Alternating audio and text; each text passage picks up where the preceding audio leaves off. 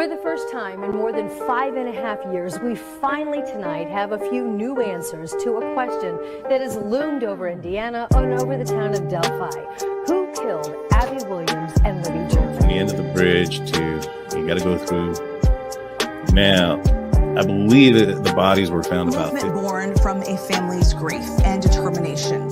In April of 2020, Army soldier Vanessa Guillen. Weeks since little Kaylee Anthony vanished, her mother, Casey, has been arrested for lying to police. She's being held without bail.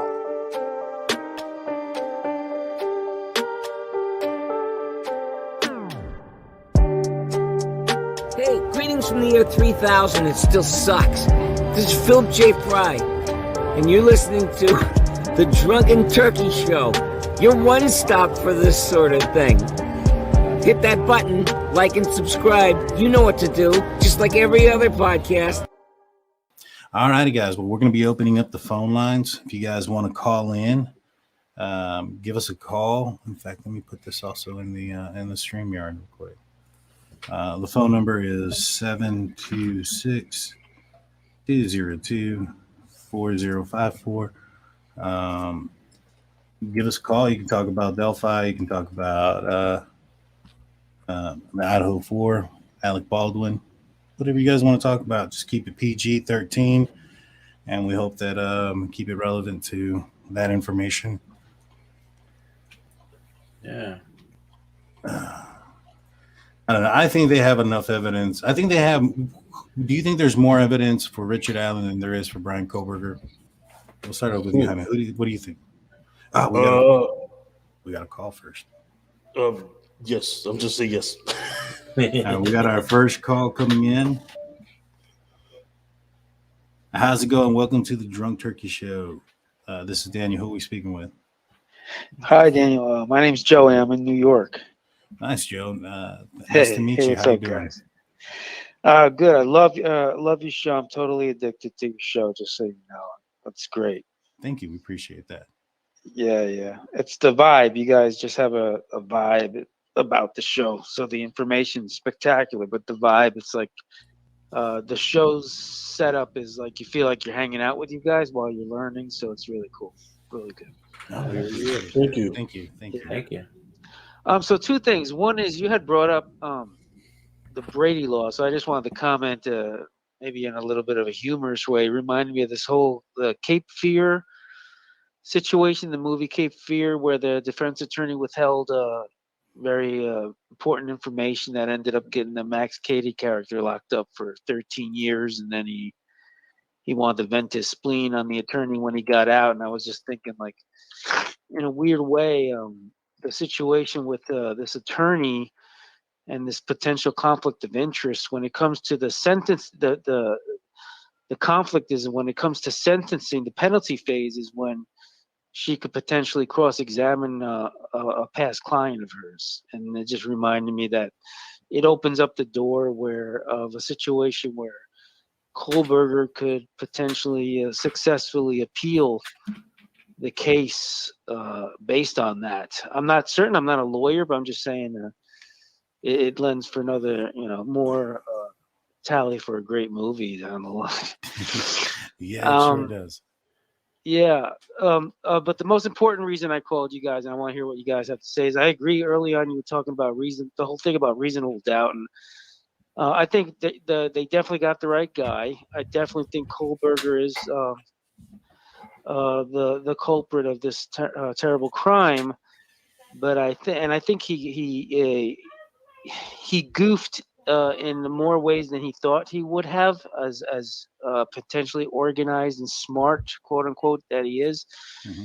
But the fact that there's all of this time now before the first hearing, preliminary hearing, I do think that he has enough time to sit in that cell, as obsessive compulsive as he is, and really come up with some very strong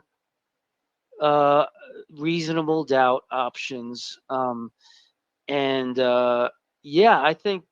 think we all have to really, you guys have to keep doing what you're doing, keeping this case alive, because the possibility of this guy getting off, even with DNA on that sheath is very high because of the amount of time that house was open before the police came.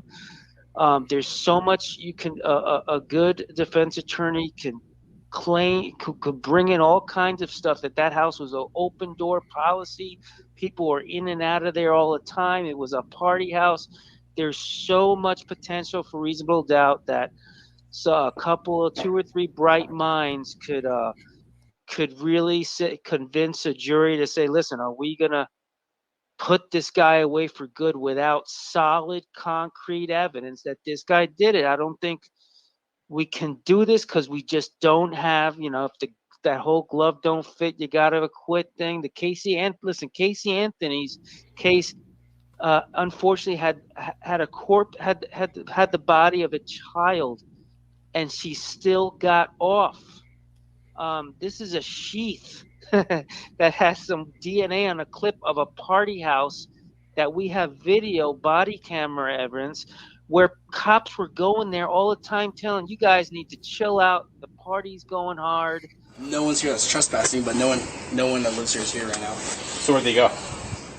They're just not here. I have no clue where they went. No clue. So you guys just throwing a party in their house at this They were time? here at one point. They're not here right now. I just searched all the rooms. They left and went over to some other party, and everyone is about to leave and go over to another party. Okay, who does live here? What are their names? I am actually not sure. I live across the street. Okay. I just came over. I haven't drank a drop. Male, female? I think it's mainly females. I think it's like 4 females. What sorority are they affiliated with? I don't know. Yeah, you I don't do. know if they're associated with it. I don't know. I guarantee you they're associated with a sorority. As many of them are living here, it's an off-campus sorority house. I've been a cop for 22 years here. I'm not stupid. Don't play dumb games with me. I would rather deal with this as a noise complaint than getting a hold of the Greek council and the Greek board and all of that and the dean of students and playing all these stupid fucking games. All I want to do is deal with the noise complaint. Because I guarantee you there's a lot of underage drinking because they left their alcohol behind. Do you want us to try and get a name or a phone number? Please, and if you could. Call someone? We just need to talk to somebody who lives here, because otherwise I have to be under the assumption you guys are unlawfully entered because no one who lives here is here. Okay. Right? We'll go. So I need to verify that there was a party here. Now everyone left, so thank you. We'll be right back. Thanks, Sorry, guys. We're not trying to make your life. I understand. I just letting you know this is how it's going to play out. I'm not going anywhere until I talk to somebody who actually lives Just there. no You one's guys not want to show up for us? That way we can get some sort of communication between us and them. No one that Come lives in. here is here right now. So No. Yeah. Okay. Thank you. Yeah. Thank you. I do. So I'm concerned. I want you guys to continue to keep this case alive, because there's many months of this attorney and this client coming up. All they got to do is the burden's on the state, man. The burden of it. So the burden of proof. All they got to do is create enough reasonable doubt, and the preliminary case is where they can say, all right, we don't have it. We can't press charges. Anyway, I'll leave it at that. I love you guys' show, and thank you for doing this show. Thank you. Oh, we appreciate that, Joe. Thank you so much for coming on. Thank you.